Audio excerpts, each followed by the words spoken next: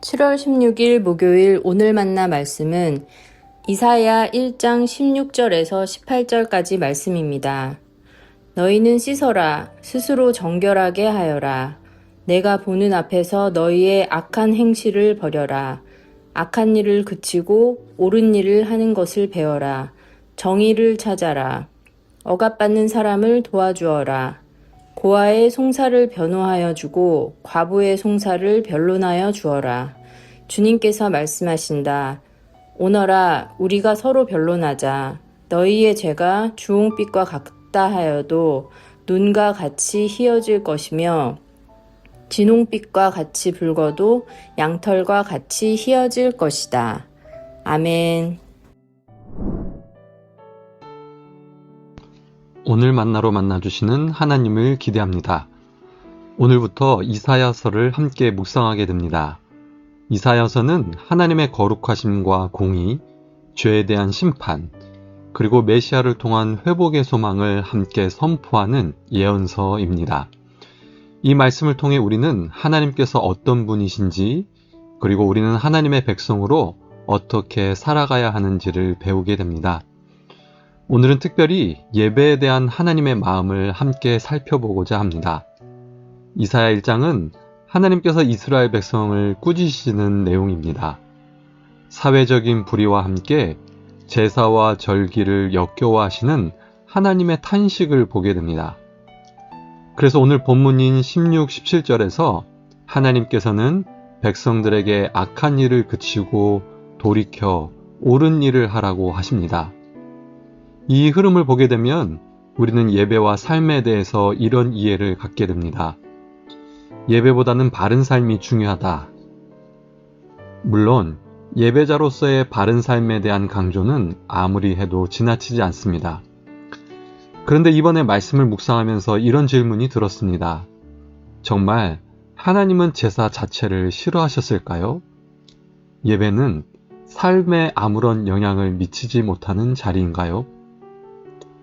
생각해보면 제사도 절기도 안식일도 모두 하나님께서 친히 제정하신 것입니다.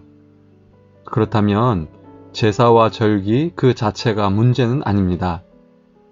하나님께서 문제 삼으신 것은 예배 자체가 아니라 그들의 예배가 무엇으로 변질되었는가 하는 것이었습니다. 그들은 예배를 드리면서도 여전히 악을 행했고 약한 사람을 외면했으며 정의를 무너뜨렸습니다. 더 큰 문제는 그 예배가 자신들의 죄를 해결해주는 공식과 기계와 같이 되어버렸다는 점입니다. 나는 제사를 드렸으니 괜찮다. 성전에 왔으니 하나님 앞에 할 일을 다 했다. 그렇게 생각하며 하나님과의 관계는 잃어버린 채 형식만 반복하고 있었습니다.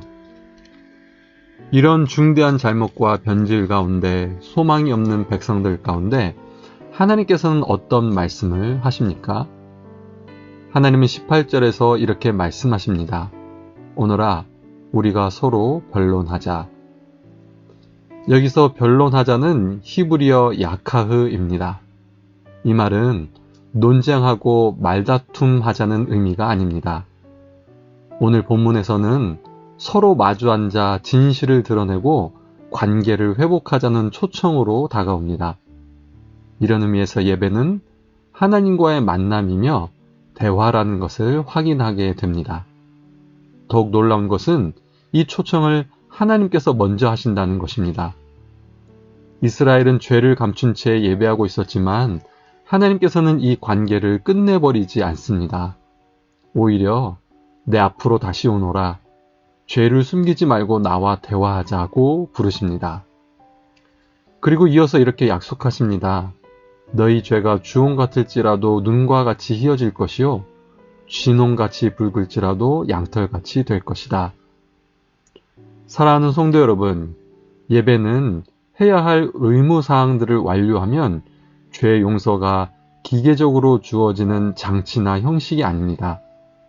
오히려 하나님과 진실한 만남을 가지며 대화 가운데서 하나님의 용서와 은혜를 다시 경험하는 시간입니다.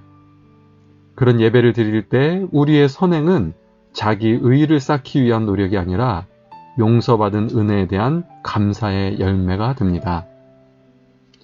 이번 주일 예배를 준비하면서 이렇게 기도해 보면 좋겠습니다. 주님, 오늘도 제 죄를 숨기지 않고 가지고 나아갑니다. 말씀으로 저를 비추어 주시고 다시 깨끗하게 하여 주십시오. 그렇게 하나님과 살아있는 대화를 나누는 예배를 드릴 때 우리는 주일의 예배에서 받은 은혜를 월요일의 삶으로 이어가게 됩니다. 하나님과의 회복된 관계 속에서 정의를 행하고 선을 배우며 사랑을 실천하는 삶이 흘러나오게 됩니다. 오늘도 우리를 먼저 초청하시는 하나님의 음성을 기억하기 원합니다. 오너라, 우리가 서로 변론하자. 이 초청 앞에 기쁨으로 나아가 하나님과의 관계를 새롭게 하고 그 은혜가 우리의 삶으로 흘러가는 참된 예배자 되시는 노프트 사람들 되시기를 주님의 이름으로 축복합니다. 기도하겠습니다. 하나님 아버지, 우리가 드리는 예배와 기도의 자리에 은혜를 주옵소서. 우리의 죄와 연약함을 숨기지 않고 하나님께 아뢰며 말씀과 성령 안에서 죄사함과 회복의 은혜를 다시 경험하는 살아있는 예배가 되게 하옵소서. 그렇게 하나님과 회복된 관계 속에서 받은 은혜가 월요일의 삶으로 이어져 정의를 행하고 선을 배우며 사랑을 실천하는 참된 예배자의 삶을 살아가게 하옵소서. 예수님의 이름으로 기도합니다. 아멘. 이제 두 가지 기도 제목으로 기도하겠습니다. 우리의 예배가 형식에 머무르지 않고 하나님과의 참된 만남과 대화의 자리가 되어 죄사함의 은혜를 경험하고 삶으로 순종하는 참된 예배자가 되게 하옵소서.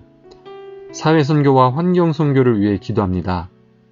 하나님께서 기뻐하시는 정의와 선이 우리의 사회와 나라 가운데 이루어지게 하시고 이것을 위해 약자를 돌보며 창조 세계를 책임있게 가꾸는 우리 교회와 성도님들 되게 하옵소서.